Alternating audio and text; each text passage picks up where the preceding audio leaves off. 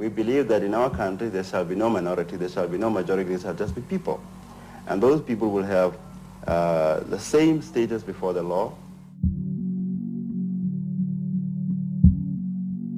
Apartheid. And I'm afraid that has been misunderstood so often. It could just as easily be described as a policy of good neighborliness, accepting that there are differences between people.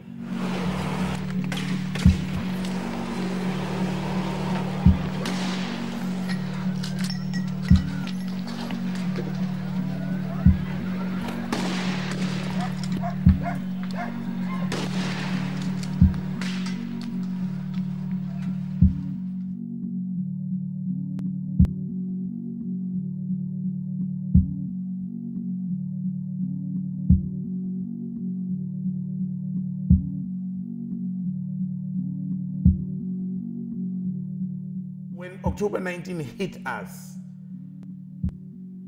we were relaxed. If they thought they were going to shut us up, they were making a damn big mistake. I was naked for the 4.5 months that I was in Algoa Park. I was just being chucked around the back of this van like a toy, you know. And being 7 months pregnant, that was really scary.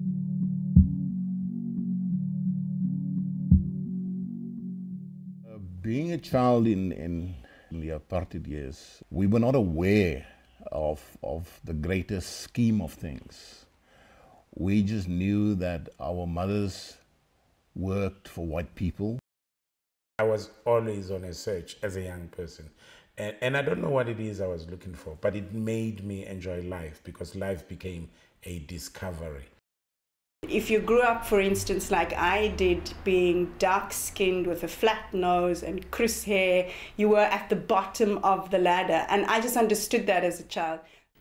It's only later in life when you become more aware of your surroundings and the wider world around you that you realize that things are not right. A policeman came to my house and these were black policemen, so they were looking for, my father was there, he was not working, and they were looking for his passport, and I saw his demeanor change, and I saw him terribly, basically cowering to other men. You get on the tram and you can't go and sit anywhere. You have to go and sit in the seats reserved for so-called non-whites for a start. Then you realize now, why do I have to sit here?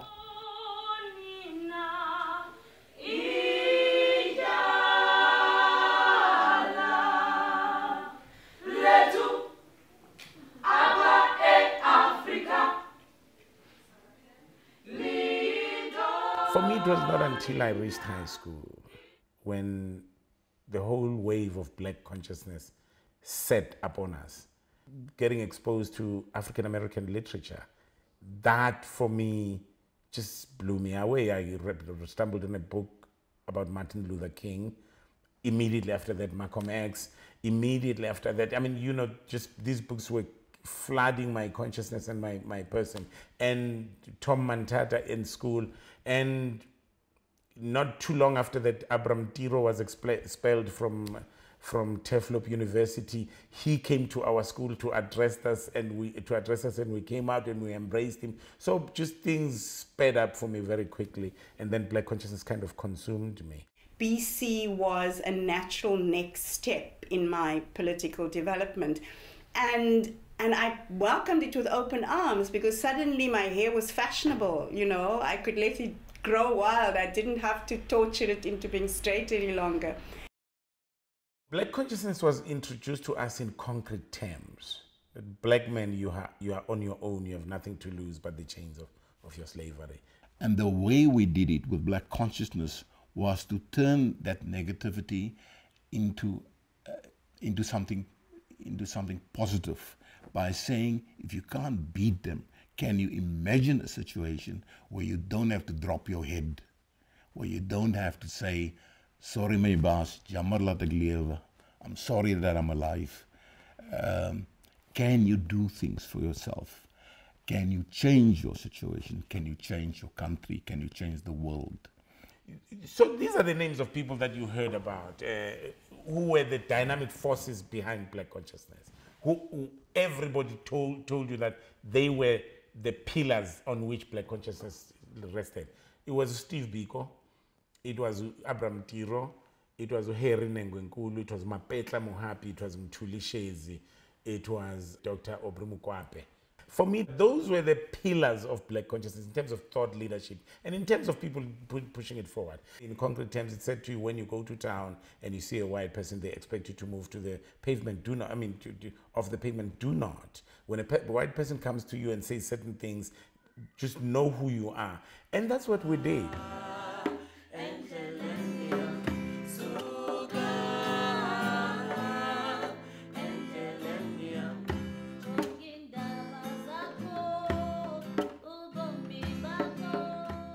There was some demonstration going on. And of course, I poked my nose in there. And the cop told me to move, and I refused to move. And he wanted to set the dogs on me.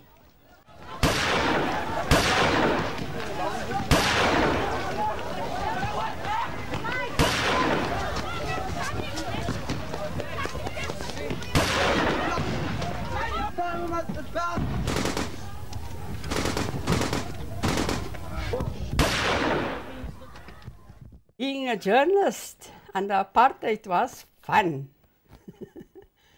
because I got to, give a poke in the eye to the system whenever and however I could in whatever small way.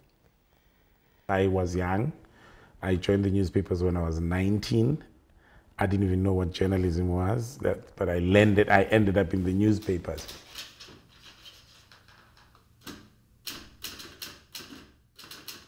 The World was one of the newspapers that took leadership, not because the white owners wanted it to, but because the Black journalists that worked for the World took that initiative.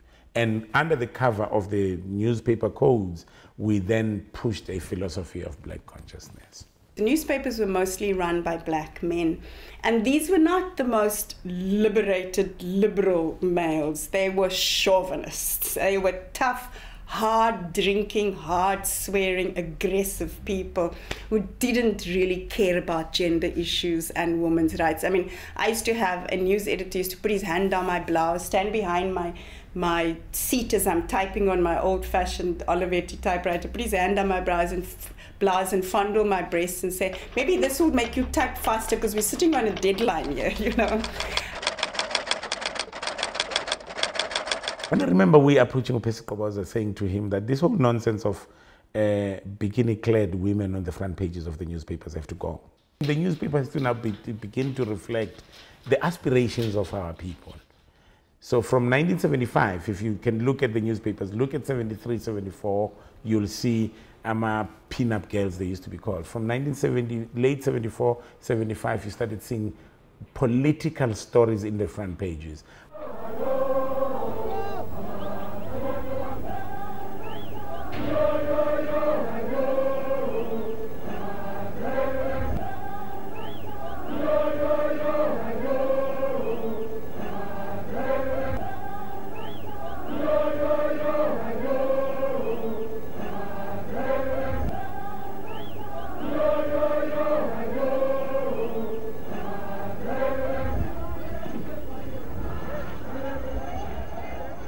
There was a lot of discussion about the aims of the organization. Some of the journalists wanted it to be purely professional organizations. And we used to say to them, well, if you just want a professional organization that doesn't take an activist stand, go and join the white journalists. Because there was the South African Union of Journalists, the SAUJ, and we used to say that's like a tennis club. We're not interested in that. We wanted an organization that made it very clear to the government that we oppose apartheid. We were involved in writing the truth as it was happening. And the fact that UBJ subsequently was banned proved that we were a threat.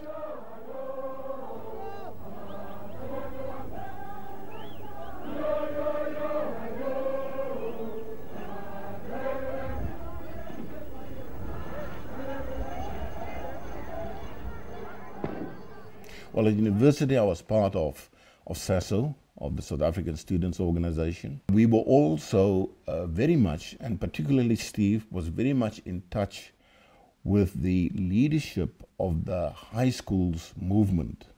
Our black high schools movement was led by SASM, South African Students Movement, who were extremely radical.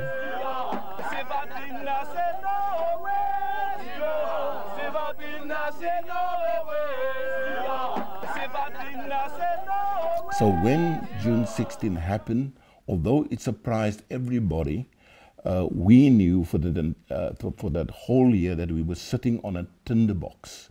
In April of '76, when things started exploding in the country, the students knew me as a reporter. So when Abot Tsietsi were looking for somebody to talk to about June 16, naturally they came to me. So when June 16 broke, Gabu and myself were the only journalists who knew the details and what was going to happen, because they had come to us.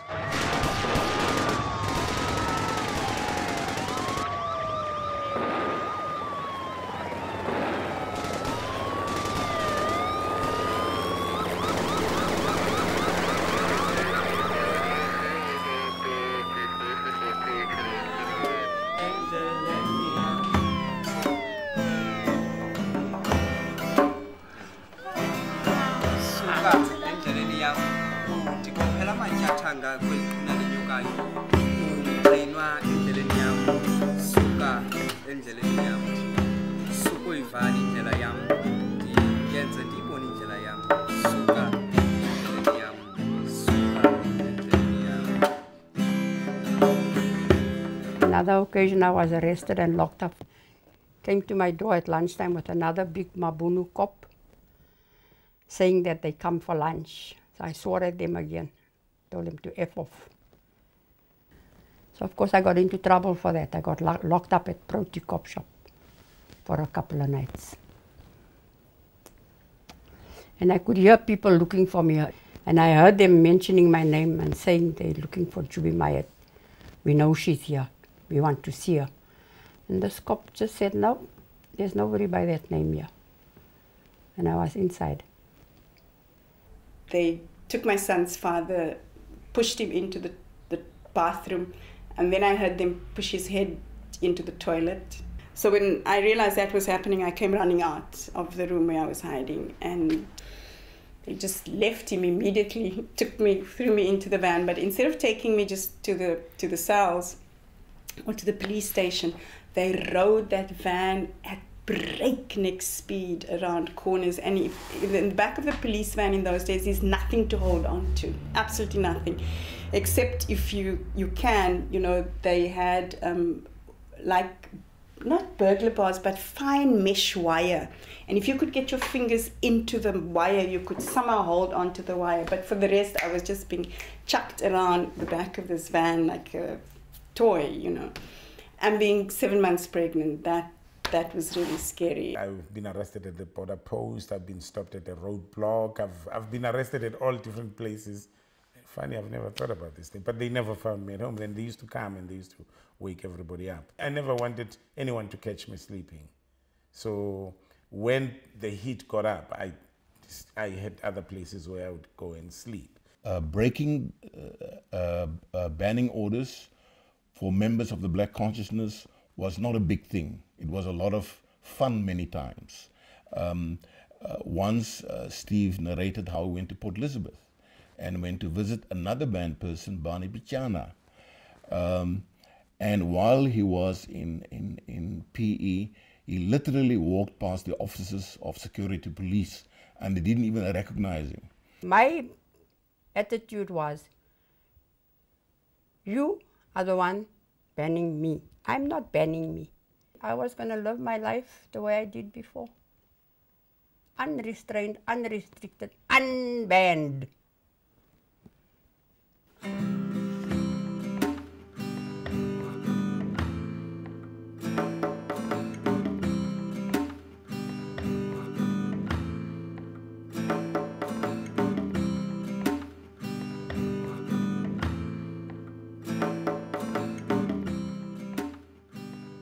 We would arrested, and the next day it was confirmed we were going to be detained under Section 6 of the Terrorism Act. It was a new legislation. It gave the government a power to detain us indefinitely. So for us, that was the torture. You didn't know how long you were in jail for. My experience in detention was from the day I got to Algoa Park. I was stripped. I was completely naked. When I was really beaten up. When I came back, and there wasn't a spot in my body that was not sensitive. And I practically kneeled down on the mat with my hands open and my forehead just touching. That was the only space that was feeling okay.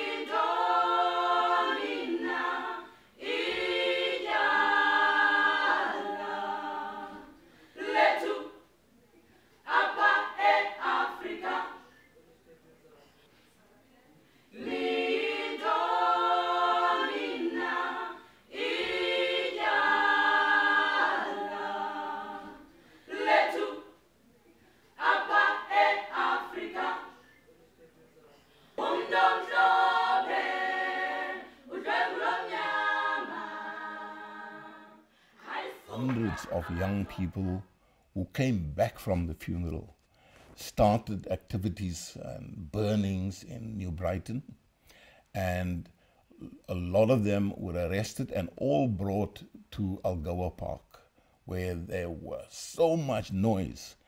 And eventually they learned there was somebody next to them in the next cell, and they shouted. And when they heard it was me, then the noise became bigger, and then I learned they came from Steve's funeral. And to kill him in such a brutal fashion. You know, that regime had a heck of a lot to pay for. They still do. I don't want to swear. I can swear very badly, but I don't want to swear. To me, it was a blow, but not a blow that made me collapse with tears and things. It was probably something that affected me in future years much more. It was best summed up by a phrase I coined, the tear that did not fall. And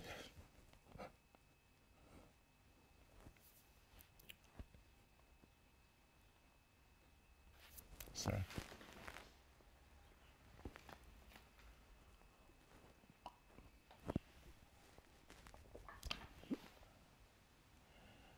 An enormous,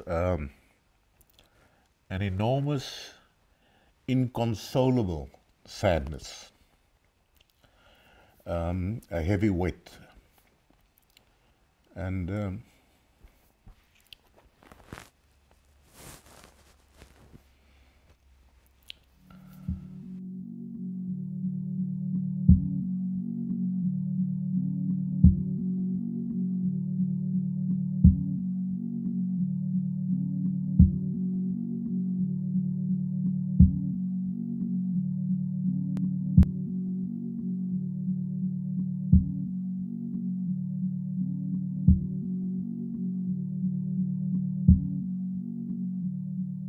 My father had died when I was about 13, and when my father died, I never cried.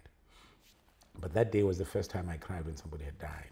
You know, I just burst into tears, because for me, it was the saddest day in South Africa. Steve Biko meant so much to us. He had changed our lives. He had changed our perspectives. He had made us who we were.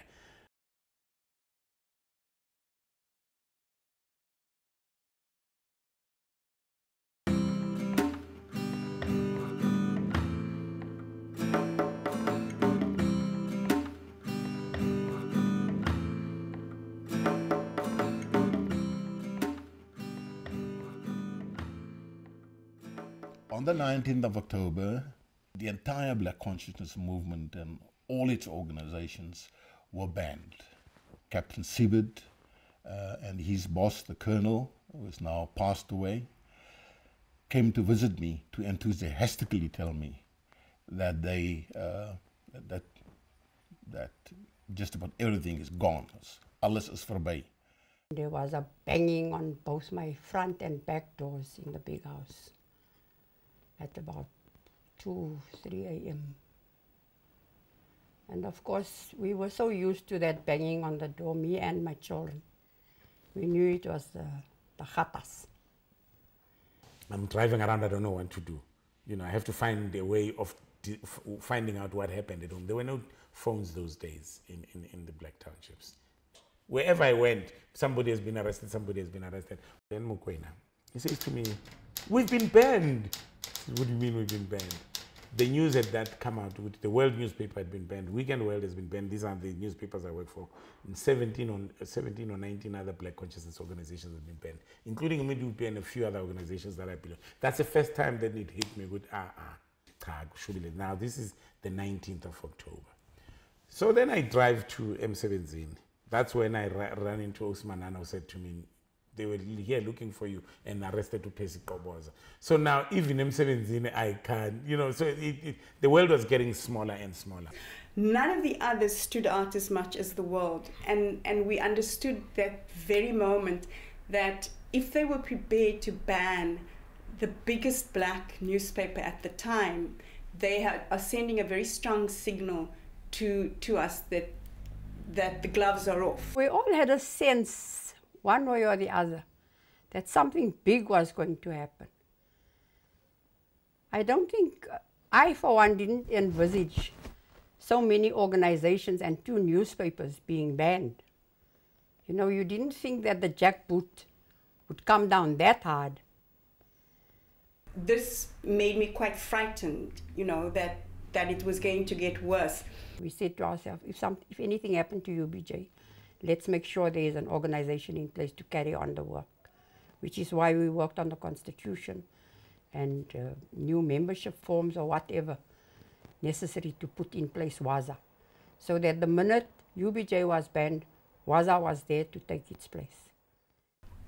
I just remember feeling we've got to find, there must be other ways. We've got to find ways of still somehow getting the story out. The legacy of black consciousness lies in its ability and its willingness and its dedication to work with communities. In 1994, if black consciousness was still what black consciousness was, you would have a different South Africa today. I'm not saying maybe, I'm saying to you, because the quality of thinking, of minds then was something else.